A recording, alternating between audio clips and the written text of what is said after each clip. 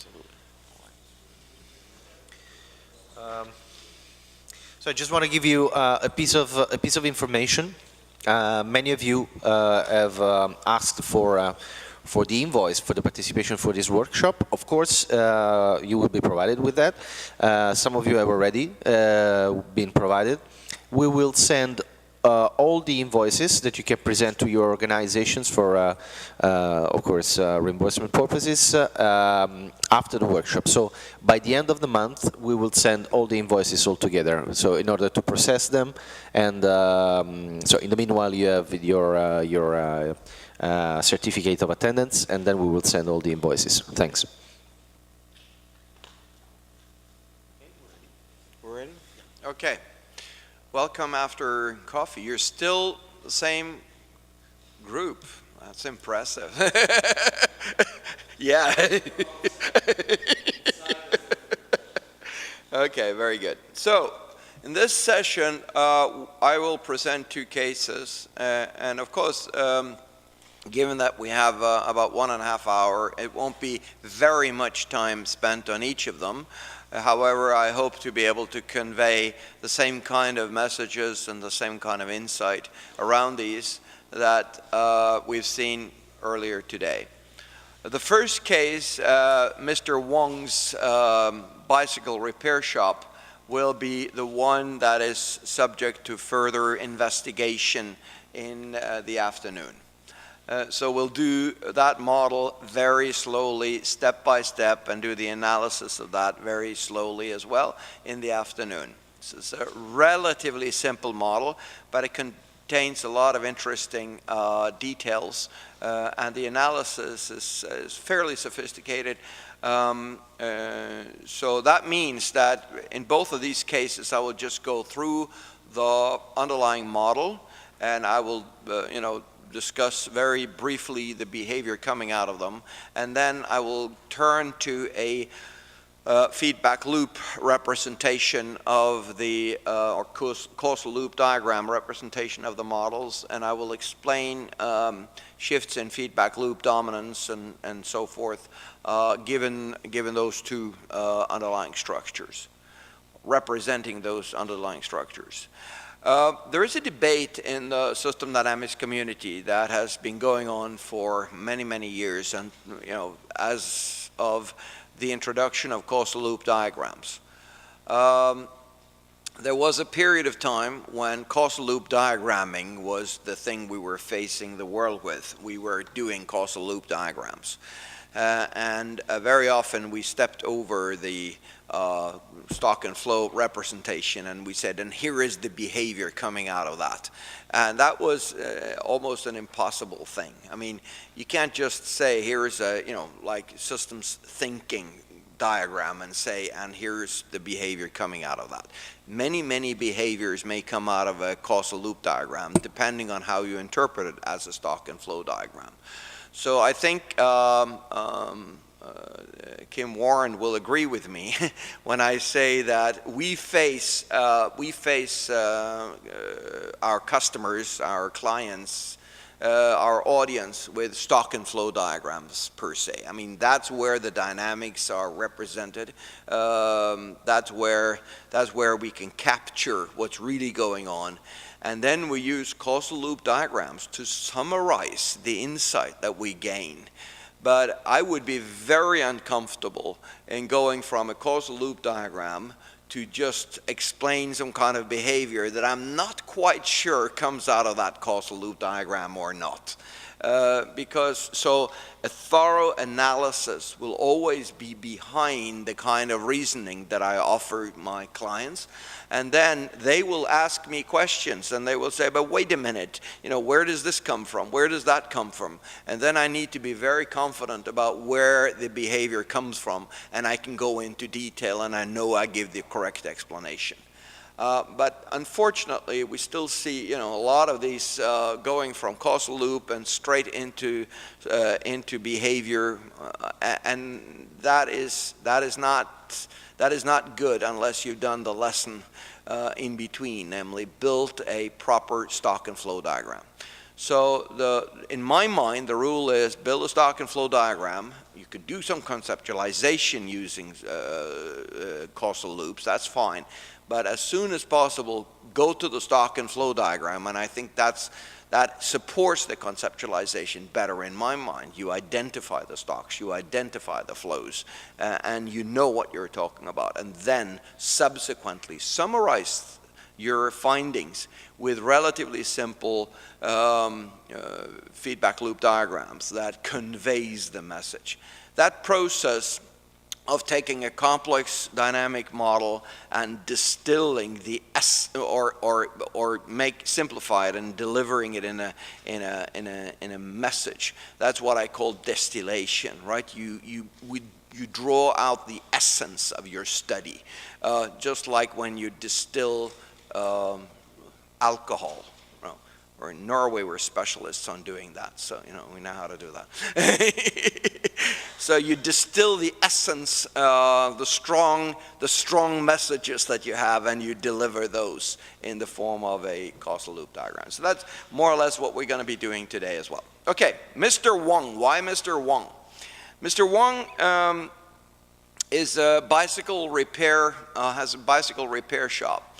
He started out after the Second World War with a family business, which has been expanding, and it is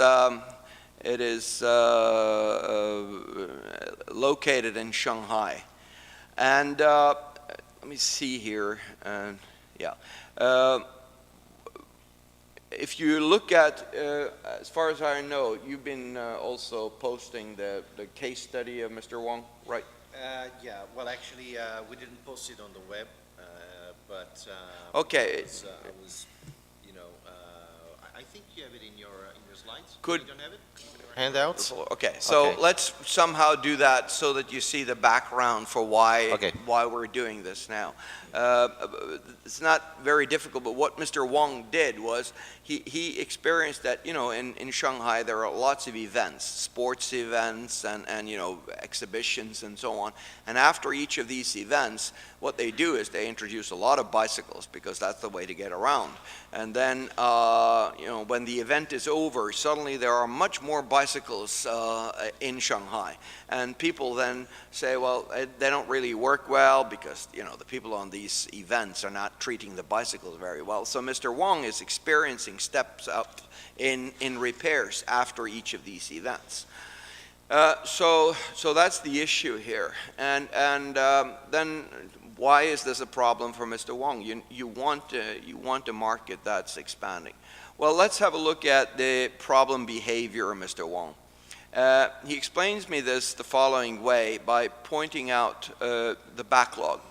Normally when you think of a backlog in business, you think of orders, and orders are in the computer. There's not a problem to have an order in a computer. There is no space required and so on. Now here's the problem, because each item in this backlog is an unrepaired bicycle. It takes up physical room, and he has a very limited space. So when you have an increase from about 1,000 to 2,500 bicycles that needs to be stored, what he's doing is he's calling up his friends and cousins and everybody in Shanghai, and he has 3 bicycles there and 6 bicycles there, and and it's a logistic nightmare to get them out there and to get them back and to get them repaired in the time, and it's really bad. So you could say backlog, is that a problem? Well, it really is. And of course, in a regular business, you would say a backlog is a problem because it indicates that you're not delivering in time often if the backlog is increasing significantly beyond where you would like it to be. So in other words, this oscillation that you see here is a challenge for Mr. Wong. So when I come to Mr. Wong, that's the first variable I'm really studying, and that's where his worries are. And that's something you should do when you come up with identifying a problem. Focus on the variable that they perceive to be the most important one, the one that concerns you. Don't go for everything else. Focus very strongly on that, also in your modeling. And then, and of course, what you see is an indication of what the desired level should be, the red one. So then, in order to study the system, I am now asking a lot of questions to Mr. Wong. And what you see here is, and this is of course stylized, it's a step up of 10% in the order rate. So in other words, suddenly there are more bicycles coming in, and the order rate is just doing a step up. And what happens then is that the production, that is, the repairs, are going like this, and then it oscillates. And you know, the oscillations are somewhat uncomfortable as well. Not the biggest problem is the backlog. Now, the backlog, as you saw, is reflected in desired production or desired repairs. So the larger the backlog, the more you would like to repair. However, you don't repair that much, you don't change your repair rate that much. You change your repair rate according to the green line here. And when I discuss this with Mr. Wong, I also get an impression, because I'm talking about him, concerning the problem of predicting the order rate. And this is a guy, he's in his 70s now.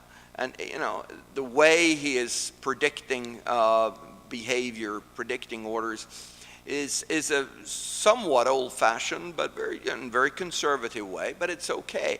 What he's saying is that if there is a step up like this, I don't believe in that step up immediately. You know, he is expecting the order rate to develop like this, and if it doesn't come down again, which it often does, I mean, in reality there are uncertainty here and there is a lot of variability in order rate. If it doesn't come down again here, well, then gradually he approaches this level. If it had been a step up like this and he knew that it was a step up, it would have been a different thing. But normally the order rate is fluctuating. So we're stylizing the example here a little bit. And there are good reasons for that. Okay, so we are going to develop a model now that recreates the problem of Mr. Wong. And I'll show you this as sort of a scientific thing here. And hopefully this will launch I think, model, which gives you an indication of what's happening here. Okay, so what we do as a starting point is the following. We start with a backlog. We have a flow of orders coming in, and we have a production rate, that is a repair rate, of the unrepaired bicycles. There is a formulation of the expectation of orders that Mr. Wong has that is adjusting, that expectation is adjusting to the order rate with a delay which is determined by the weight that he assigns to the new experienced recorded orders, and the rest of the weight is assigned to his old expectation. If he's very conservative, which he is, he will assign a lot of weight on his former expectation. He will say, well, you know, I don't think it'll change very much. But of course, there will be a certain weight, a certain attention on what's happening here, but he will then slowly, with this expectation, adjust towards the reality. So those are that's the initial attempt at building a model. Now, we still haven't said anything about how the production rate or the repair rate is changing.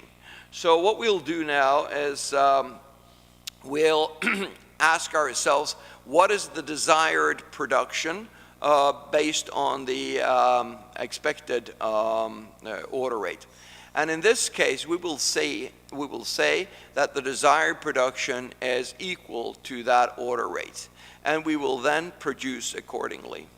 And what happens then is that when the order rate goes up, then there will be formed an expectation, and you will adjust slowly the production rate up towards the order rate. In the meantime, the backlog is going to be increasing to some level.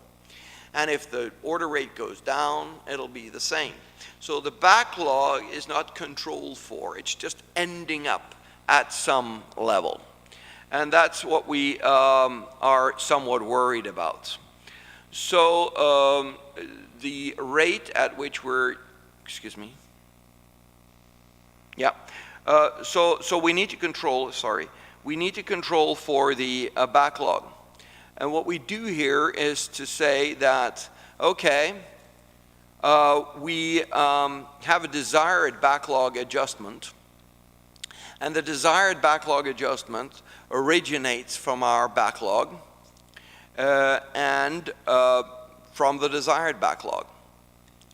Now, those two should be the same. If they're not, we make an adjustment, and there is a time to adjust the gap between the desired value here and the actual value. Now, the only thing that remains now is to ask, where does the desired backlog come from? Well, we look at the order rate that's coming in, and we say, what's a reasonable service time for the backlog of unrepaired bicycles? Well, it's 1 day. Customers will not wait more than that. So the target service time is 1, which means that the production rate must be the backlog divided by 1 day. You have to deliver what is in the backlog at any point in time. Now, clearly, when the order rate increases and the production rate, should it not follow exactly the order rate, it means that there might suddenly be more in the backlog, which is then above the desired level, and over a certain time to adjust the backlog, we bring the, and that adjustment translates into producing more, repairing more. We gradually bring the backlog down to the level of the desired backlog. So what we've done here is to introduce a control. You know, when I asked my students in the original model without this control here, is there any feedback here? They often misperceive and think there is a big feedback here. There is no such feedback at all. The orders is influencing the backlog, and the orders is influencing the expected order rate, but there is no feedback in that system. The feedback is established when we say that if you increase the backlog, that creates a backlog adjustment. It means that the desired production is higher, which means that we produce more, which over time, notice the delay, will bring the backlog down into balance. So the purpose of this negative feedback loop here is to bring the backlog to its desired level. Very often we name the loops. So this could be a primary backlog adjustment loop, if we want to call it that one. Call it that. So there are it's very often nice to give loops names, because then we can talk about those loops. And we not only name them, we say what is the purpose of that loop, or what is the role played by that loop. So we internalize that in our discussions. Okay, so I think that was the last component in the model so far. So then, of course, what we're asking ourselves is, does that model reproduce the behavior that we want to see? And unfortunately, it seems that you know, there's a rescaling of my computer's screen up here. So let's have a look at this, and let's just run the model now. And we are running it like this, and the outcome is, as you saw, beautiful. If you look at the behavior here, the production goes up towards the right level. It surpasses it a little bit. Why must the production rate go beyond the order rate? Well, the purpose is to bring down the backlog. So you draw out more from your backlog than you put in for a little period of time over here, and then the system, as you can see, the backlog goes up to a certain maximum, and then it just comes down again here beautifully. No oscillations, and the backlog doesn't disappear up into 2,500 at all. So this is so wonderful. It's wonderful until you understand that the modeling we did was a complete failure. Failure in the sense that we have not been able to capture the problem behavior, right? We are modeling an ideal situation of some kind, But that ideal situation is not what we're looking for. We are right now, we're looking for a characterization of the problem that Mr. Wong has. Okay, so we close this loop and say, well, you know, we need to think more. And once we've done that, let's just summarize what we've done in the form of the model. We've said there is a backlog, there is an order rate, which for now is seen as exogenous. There is a production rate, which for now is seen as exogenous. We'll endogenize that. There is a desired production rate. Excuse me? Maybe I lost that. If I understood properly, the problem comes up from the fact that after a show, Mr. Wong, they arrived suddenly 2,000 bicycles. He has to repair, right? Now, so I need to understand the words there. With order rate and with the desired production rate, I understand is the desired rate which he wants to refix the bicycles and give them back. Yeah. Right? With order rate, Is the incoming rate of new bicycles or unrepaired bicycles. okay. So are the bicycles he's getting out of the show. Yeah. With production rate, is his capability to work. Yeah, it's repair rate. Okay, maybe I would ask you more questions because if Wonderful. I the meaning of the words, Wonderful. I would not be inside. Good. Thanks. Good. So, in other words, the order rates is the incoming rate of unrepaired bicycles into his backlog. The backlog is influenced positively by that. That is increasing. That gives rise to a desired production, how much we would like to produce or repair, and that feeds back to a certain production rate, as we saw in the model. That, of course, creates a negative feedback loop. And the interesting thing is that there is an immediate response in the form of a production rate to the backlog. So whenever the backlog kicks up, there is a new production rate that has been determined. Okay, and that gives you this kind of behavior that we just saw, a very smooth, very nice behavior, that does not capture the problem. So what we'll do now is to go on to the next model. And again, I hope this will work. I was a little surprised by the model we just looked at, but that's fine. So this is how far we are. What we did was to say that the desired production created the production rate. This doesn't bring about an understanding of what's going on here. So I was interviewing Mr. Wong and I said, do you have any problems with your workforce? So, is there a workforce issue here? And if you ask that question to a Chinese man, he would say, I have no problems. This is a cultural issue, right? I have no issues with the workforce. What do you mean? What do you know? So he was very insulted by that stupid Westerly question, right? So then what happens is that I have to rephrase it, and gradually I get a good explanation for what's going on, namely that this is a family business, and usually there are people in the family that are working here, and they're very flexible in many ways. But then he has a polytechnic school up the street, and he has an agreement with the leadership of that school that he can take students in for 50 days at a time. And they can work there, and if he needs them, he can rehire them. But he needs to have a contract of 50 days for every student. They need to get used to work. They need that kind of apprenticeship. Okay. So, and now I've added some comments here just to show that we can be doing that. If you want to deliver a model to somebody that should go through it, you can have comments on what's happening here. So the production rate is determined by what we call normal production. And normal production is if you have a workforce and they work at a certain productivity, certain hours a day, how much would they be able to produce?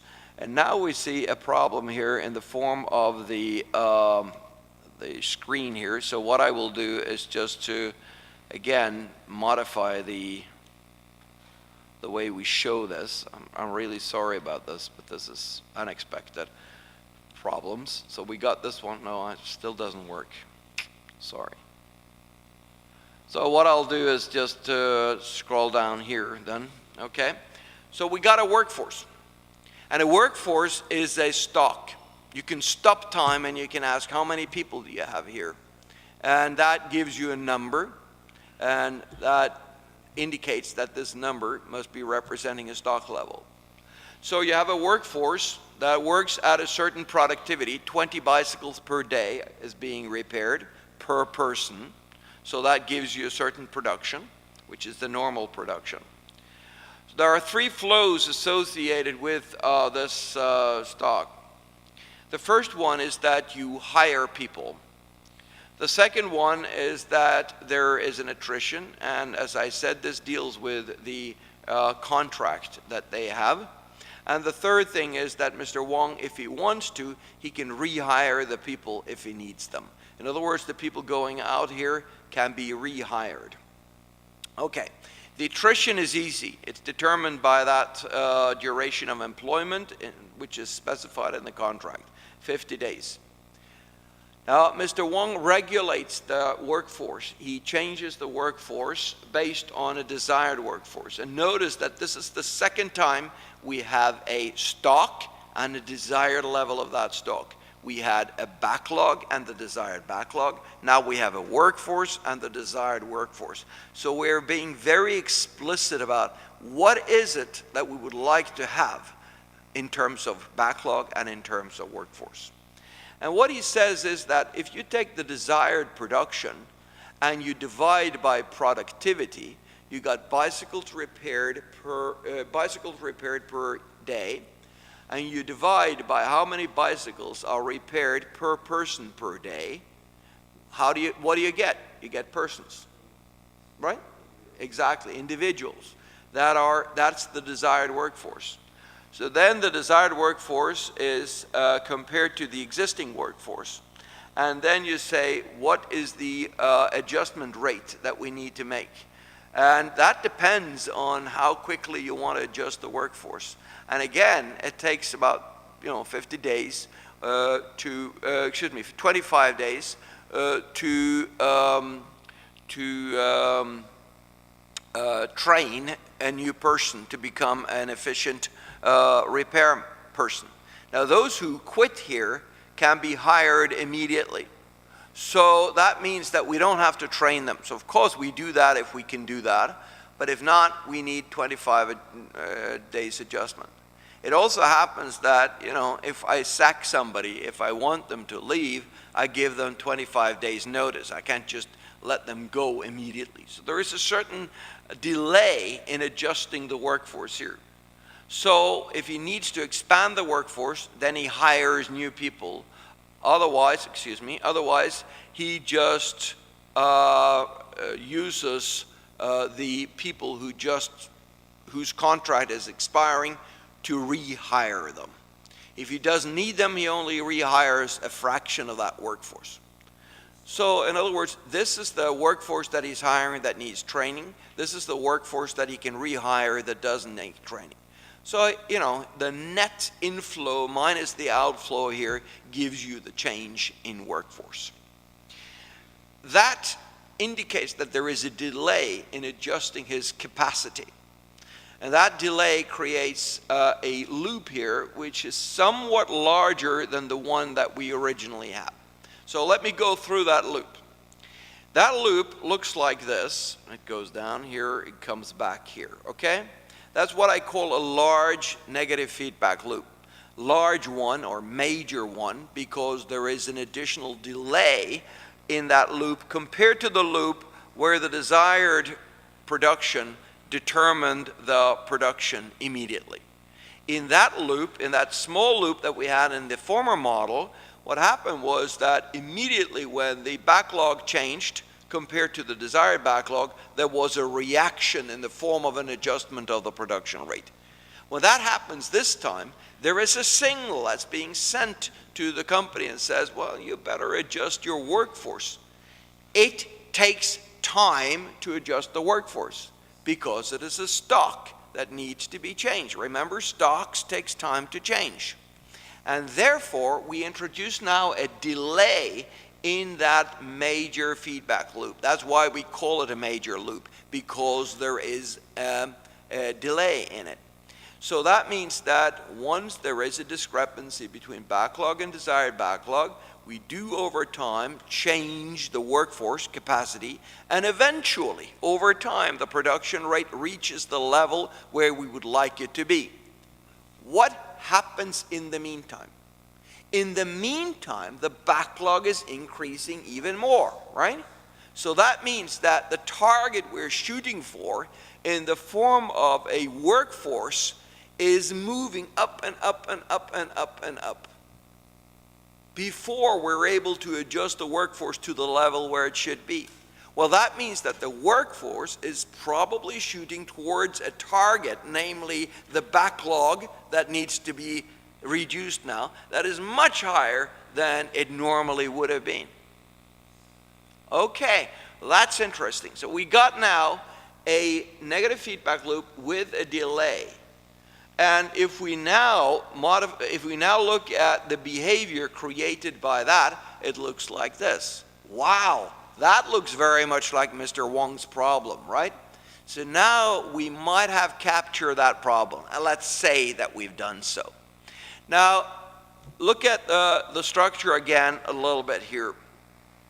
What is happening is the following. Why does it oscillate? And we could also ask, why does it not oscillate when we have got the immediate feedback here? That is an analysis that we will be looking at when we model a system. Remember, the last part of the day, we'll go deep into this one. Okay, the reason for the oscillations here is the following. If you look at the behavior that we just saw, you will notice that when the backlog is at the desired level, the workforce is not at its desired level. And here is the feedback loop, here's the negative feedback loop, inside the large loop that adjusts the workforce. So in other words, what you have are two feedback loops, which in a sense, shall we say, compete in adjusting the system. And when the large feedback loop has been sort of satisfied by having a backlog, oh, this is nice, by having a backlog that is equal to the desired level, this system down here is not in equilibrium because the workforce is not at its desired level. So this lower loop here is now kicking the larger loop out of equilibrium. So then finally the lower loop here is very satisfied because eventually the workforce is equal to the desired workforce. The system is in equilibrium down there. How about the larger one? The backlog is suddenly no longer at the desired level. So the big system is kicking the small system. The small system is then kicking the large system. The large system is kicking the small system. See? Well, not necessarily.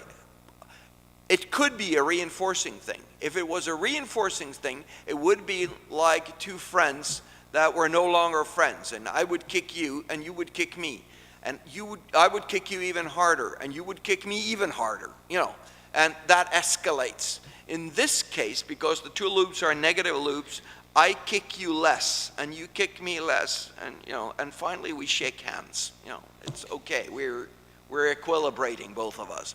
But you know, in cybernetics, there's something that says a system is not in equilibrium unless all its components are in equilibrium. And that's what you see here, that they need to adjust both of them and simultaneously reach an equilibrium before the system as a whole is in equilibrium, right? So in other words, if you look at the behavior now from this model, you will, if you're sharp, you will find out that when for instance, the workforce is equal to the desired workforce, which is here, I think, yes, then you will see that the backlog is not at the desired level. And when the backlog is equal to the desired backlog, then the workforce is not equal to the desired workforce. So these two systems where you see the state of the system and the desired state of the system are not in equilibrium until you come further out, and the system will then gradually go towards an equilibrium where both stocks are at the desired levels. And the reason for not being there immediately is that there is a delay, so that when the system is trying to get the workforce it requires, in the meantime the backlog is growing far beyond the equilibrium level and therefore calls upon even more workforce to work. So you overbuild the workforce. And of course, the reverse happens on the way down. You underbuild the workforce. Okay, so good. So now we have a model that finally captures the problem. And what I say is that you cannot solve a problem unless you have identified the problem, because if not, you solve the wrong problem.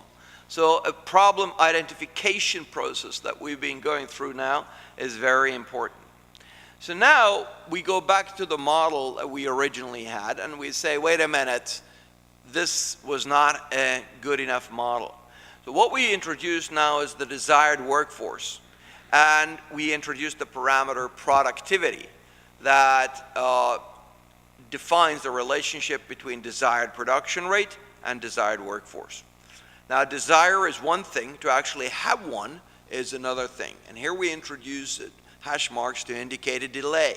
It takes time to build the workforce.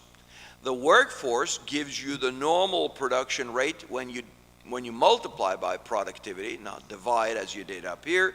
You multiply by productivity, you're back to the bicycle flow rates, normal production rate, and that normal production rate for now defines the production rate. In other words, we set the production rate to be the normal production rate. Later on, we will modify that. This gives you the large negative feedback loop that we have. So that one is the one that's now controlling the system, causing the oscillations, which are different than the original, which are different than the smooth, nice development that we would like to see.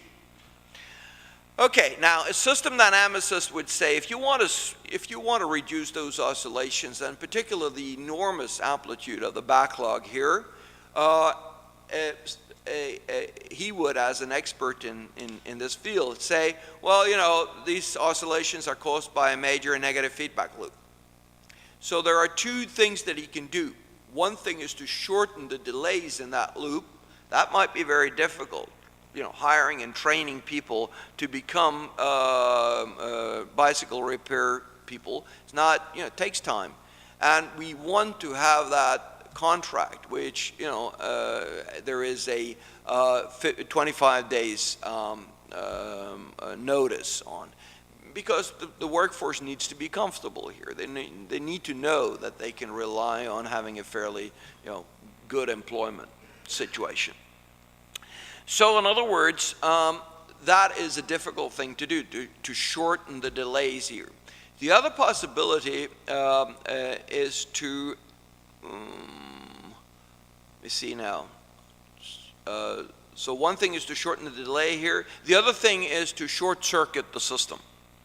So this is a system, this is a loop with a lot of resistance, right? There is a resistance in a sense to add workforce, in the sense that this takes time.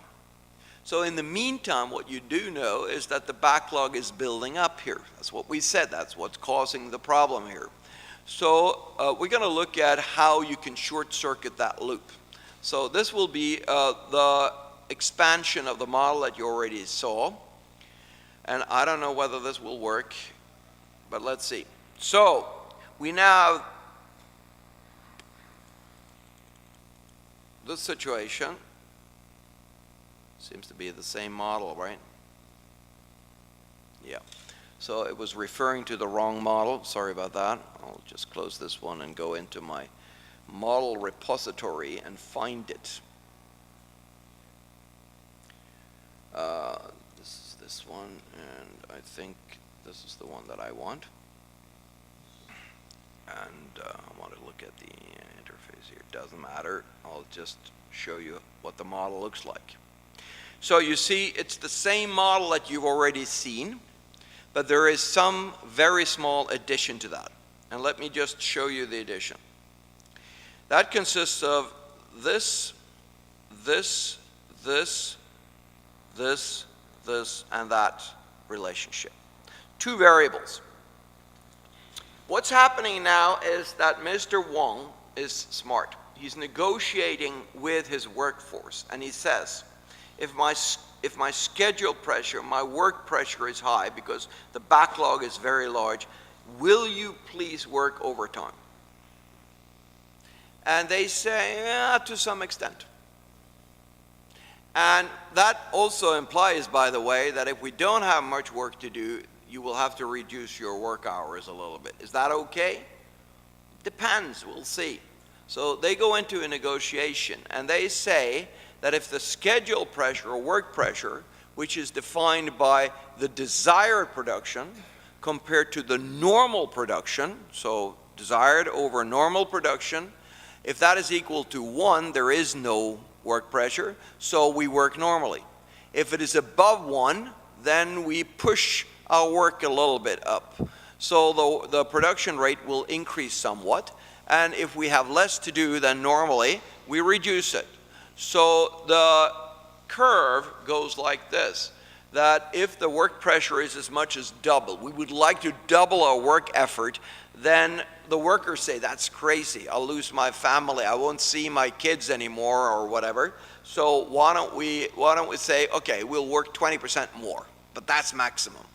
And then if they have nothing to do, they will still be there and maintain the equipment and sweep the floor, and they will be there for 80% of the time. If the work pressure is normal, which is 1, you will multiply your production rate by 1 and retain the normal production rate. So this is a way to boost production when required and to reduce the production rate when that is necessary. Okay, so that's what you do in this variable. So you define the work pressure, find out what that is, higher or lower than normal. Then you have a translation of that into a multiplication of the normal normal production with this effect of schedule pressure. Okay, so let's see what we've done here. We've created a small negative feedback loop. Can you see that? Does it have a delay? No. It works immediately. It adjusts to the desired desired production immediately and corrects the production rate. So what we're doing is to take this large negative feedback loop and we short circuit it. That's what a system dynamicist perhaps would say. Let's do that. So let's now portray that in the form of the causal loop diagram that we've been working with. So far, so good. Now the backlog is building up, which creates the schedule pressure. The schedule pressure is relieved through overtime, which then influences the production rate. So now the production rate is determined by the normal production rate and the push for overtime. So that introduces, of course, a negative feedback loop again. So now, the behavior of that model, I didn't show it in model, the behavior of that model is very reasonable. You can see that the backlog is increasing, but is not increasing by far as much as the problem created originally. We have been creating a situation where the backlog, when the backlog is building up, there is a mounting pressure for overtime. That overtime makes sure that the backlog never blows out of proportion and is taken care of. And what you can also see is that the oscillation that we originally had is hardly there. We have an equilibration of the model very quickly. Now you can say that the negative feedback loop that we introduced here, the one that you see here, is one where we could have predicted this previously. Remember that when we originally modeled a system and failed to model the system that created oscillations, we already had a short negative feedback loop there, one that didn't have a delay, and it seemed to work fine. So we should have remembered that because that gave us a hint as to, wow, we got to relate production to desired production through the schedule pressure. And by doing so, we probably will equilibrate the system or help the system perform better. So this is the solution. Now that solution takes, this is the original problem that we have and makes it a much smaller challenge for Mr. Wong. This is satisfactory to him. Okay, so far so good. Now as modelers we have a responsibility because we've given him a suggestion over time and it seems to be working and this is what he can expect. There are two things. First of all, the workforce, when looking at the larger oscillations that we had originally, will be very hopeful. They will see that the delays in repairing and delivering the bicycles is increasing by about 10% and beyond that in the original case. So their simple thinking is the following. That means that I will probably be allowed to work 10% overtime, and then I can earn quite a lot of extra money. The disappointment will be large because they have what we call an open loop thinking here. They haven't closed the loop, namely the overtime loop. When you do close that loop, the backlog never goes out of proportion, and there is hardly any need for overtime in the amounts that you saw originally, because the backlog smoothly adjusts. It doesn't go out of proportion. So therefore, the maximum overtime required is only 4%, 3% or something like that. Big disappointment for these guys who were hopeful to earn a lot of money on this. Okay, but more importantly, what we see is that if they call for overtime, what will happen now is possibly that Mr. Wong says, if they work overtime all the time, why do we need more workforce? So what you do is to say, we don't make use of the acquisition of new workforce loop anymore. Now, if you don't use it, you lose it. So in other words, maybe he loses the attention on hiring more people.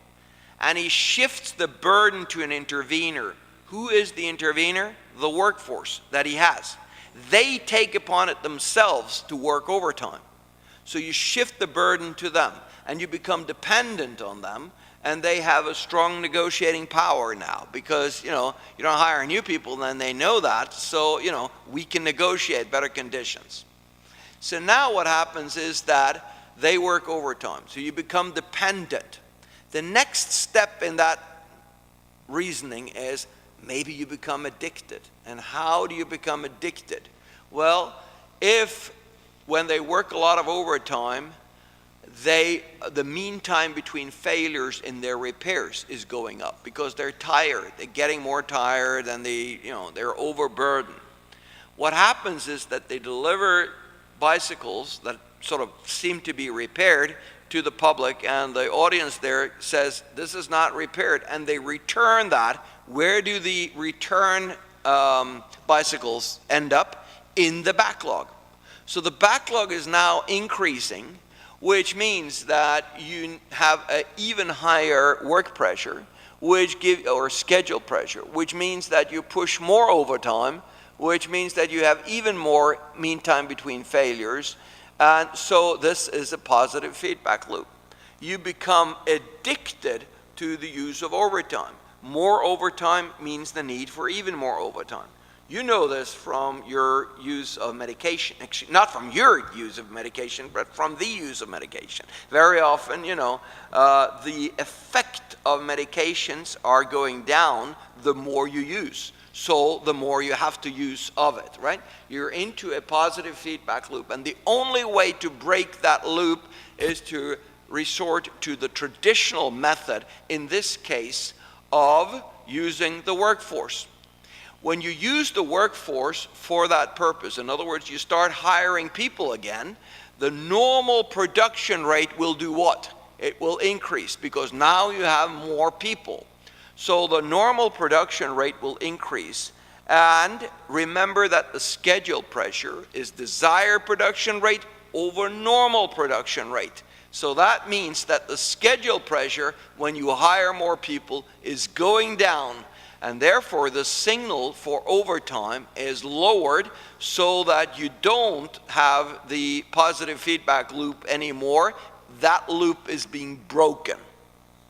So now we shift the control over to the larger loop again, from the small intervening loop to the major loop that's going to fix the problem.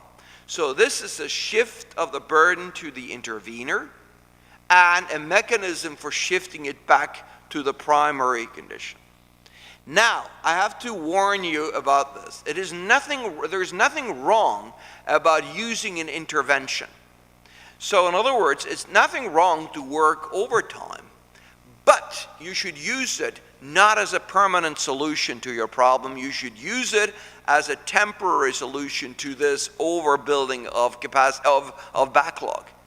So what you do is to have a system here which responds in the short run to a steep increase in the backlog, and in the long run to a permanent increase in demand.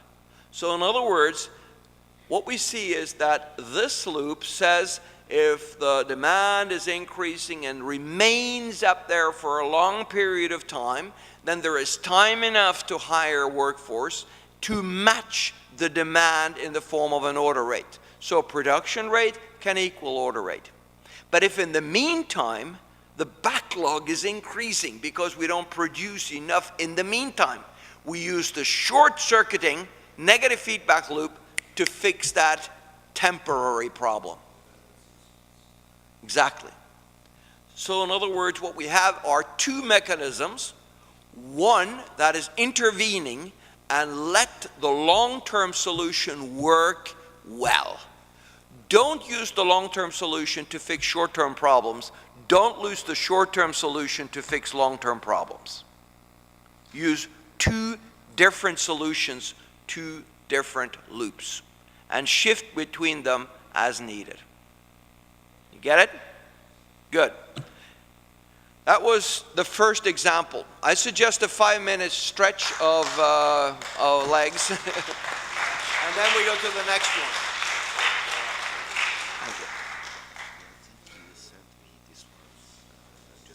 Yeah. So we didn't have the time to put it in the No.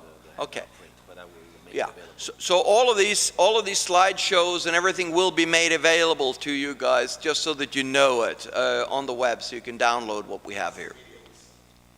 Yeah, you also did. Oh, you need the explanations. It was so good. Thanks. Yes.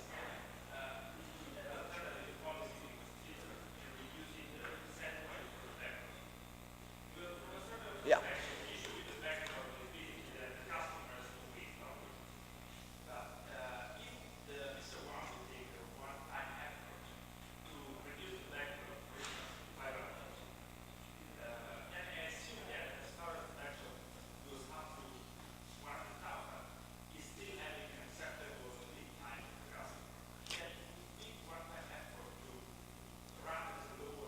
Mm-hmm.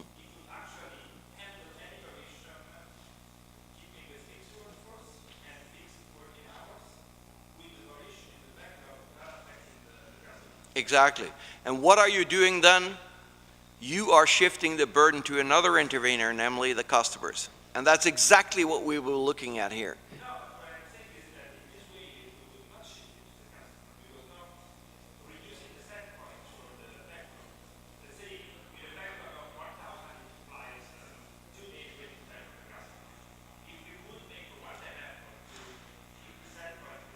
Okay.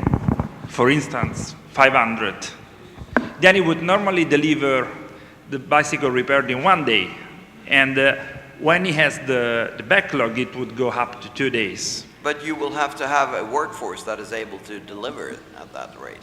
I'm talking about a one-time effort. So you would Yeah, have so- a one-time effort to bring the backlog down, and then you would have a set point a different set point. So just a one-time effort and then running in a different policy. policy. You still need capacity, for instance, in the form of overtime for that short period of time. Yeah. Yeah, but isn't that what we're doing here? Yes, I agree. You could model it that way and say we do a set point reduction, and therefore we have more to be done. But then the workforce will need to make use of overtime to enable them to get down to that set point. Yeah. But you're buying yourself some time, you know, because now we could have a set point which says that normally we don't deliver in 1 day, we deliver in half a day or something like that. That's what I'm saying. And that would give us a flexibility because we now have, but then you would permanently have to work with a workforce that's larger because they're supposed to deliver in half a day, not in 1 day. Yeah, but it would be just a one-time effort because then you're regularly working at the level. Yeah. And you would never have to, you could actually accept the variation because you know that you are still satisfying your customer. So you would have a one-time effort to allow the flexibility to not to make any variation in the day-to-day business. So you're reducing the set point and then increasing it again, is that what you're saying? No, I'm saying if we would reduce the set point to, for instance, 500, Permanently. then the full backlog without any correction would be acceptable. So that you wouldn't need to run overtime because you know that that big backlog is still within an acceptable level. But if you reduce the set point, you will need to have more workers there permanently. Because you get the same order rate coming in, so you need to repair at the same, you need to repair within half a day. The productivity is 20 bicycles per day. Now they have to deliver at a higher rate because the set point is lower. No, not sure I'm getting the point, because if you do a one-time effort where you take the starting backlog down to 500, yeah. Then with the same workforce, you would have exactly the same variation as in the baseline scenario. The only difference being that this time, instead of going from 1,000 to 2,000, that is unacceptable. Yeah. You may only go up to 1,500. So you would have the same workforce working at standard rate. It's just that because you have reduced the baseline backlog, this is not harming your customer so much that you need to fix it. But if you have a lower set point, so what you're saying is that the desired backlog, to be concrete, the desired backlog is supposed to be lower? Yeah. And then you could accept the full variation. But then you will have to work faster, right? Because you have to respond to the order rate. No, that's not what I'm saying. Let's say I hire a certain workforce for a period just to take the backlog down to 500. Mm-hmm. Oh, now I understand what you're saying. Okay. Yeah, or okay.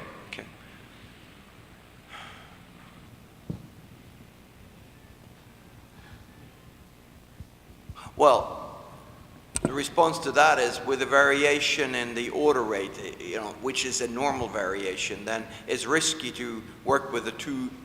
We've seen only increases here in the order rate, but if you also sometimes decrease the order rate, so it goes up and down, then you have a problem that maybe you don't have enough work for the workers to do because suddenly you're producing more than what's coming in here because your set point is so low. Yeah, that could be the risk on your side. So the buffer function of the backlog disappears a little bit. It's like when you do, you know, lean production and, you know, lean inventories. It's more risky. So, but yeah, I see your point now. So you could maybe optimize the set point based on sure. risk of backlog and risk of running. And that depends on the variations of the order rate that's coming in, of course. Yeah. Yeah. Okay. Finally, we're in line. Yeah. That's another policy that you could go. Thank you. He won. Did we have a break now or what? Yeah, we take. Well, you had a break. I didn't have a break. Okay, fine. Well, let's move on. No. We move on. I love to work, as you can see. What is the second example So here? we call back the guys outside. Yeah. Are there somebody outside? C'è qualcuno fuori? This was just a stretching the leg kind of thing. Market growth. Okay. That's the second example that I have here. The market growth model is a famous model. It was designed by Jay Forrester in response to issues that concerned the computer industry in the Boston area many, many years ago. And what he wanted to demonstrate with this model was that companies may get locked into their own mechanisms and not grow as fast as they could have been growing, potentially could have been growing, because of lack of inability or willingness to expand capacity. So his model is actually one where you don't have a limited market at all. You don't have, market is infinitely large.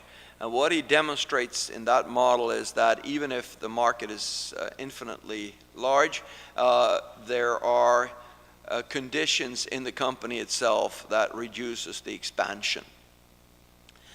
When I developed a model for the students to work with, I wanted them to do some optimization and stuff as well. So I introduced a market saturation mechanism that will be demonstrated here for you today.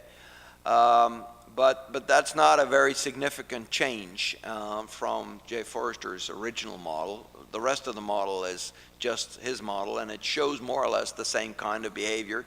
Just in this case, there is a saturation. So it's not as dramatic a development as what Jay Forrester was able to demonstrate. But perhaps it is also a more realistic model. I mean, we do have market saturation. So let's have a look at the way I normally phrase this, this issue. This is a high-tech company, and they produce stents for implantation in the arteries for patients, right? So if you have an artery that's about to break, then you go in and do a little operation, and you set in a stent that reinforces the walls of the artery. Okay, so they're producing batches of stents, and they have competitors, and this is a startup company, and they do have a little bit better technology, they believe. So, but they're worried, and their worry is that they look at 3 other companies that have been, starting up and growing, and they see that there are some major problems associated with those companies. And this is portraying the development in these 4 companies that they're competing with. What you can see here is that this is a representation of the shipment rate and the order rate. And what you see is that all of them experience major oscillations in the order rate. And they really don't understand where this is coming from. This is not very conducive. This doesn't invite us to go into this market. So they want to investigate what's happening. And of course, they hire some system dynamicists. Who else would be willing to answer this? And of course, there is then a shipment rate that responds to this. It's unpleasant to have such a variation, because it indicates that their backlog is sort of varying. And here you see some of the explanation for what's going on here, and they do a deep analysis here, and they look at the sales effectiveness. The sales effectiveness of their sales force is dropping from the initial conditions and down to what we can call a normal operating standard. The reason for that is that all of these companies came in at the same time and developed these products. And of course, initially, the sales force went out there and they were grabbing parts of their market, right? And they were very efficient at doing that because the market potential was much larger than what they had at the time. And then gradually, the sales effectiveness is dropping, and the main reason for that is that now they are going to more and more difficult customers, more and more hospitals where they really need to convince them and spend more time and dine and wine them to find a customer that's willing to buy their stents. So in other words, it takes more time, more effort, so their sales effectiveness at large goes down. But what's worrying this company is that it still oscillates a lot, and they really can't understand why that is the case. So here you see the development of the sales force, and you will see that even though each company is equipped with the same potential market, you will see that, you know, these guys are saturating over a period of time. This has a slower growth in the sales force. The level of saturation is different from one company to the next, and this one continues to increase. So what's really going on here? This is not really easy to understand. And you know, the one with potentially the largest, except for this one, the largest sales force is still growing here. What's really happening? And here you see the revenue.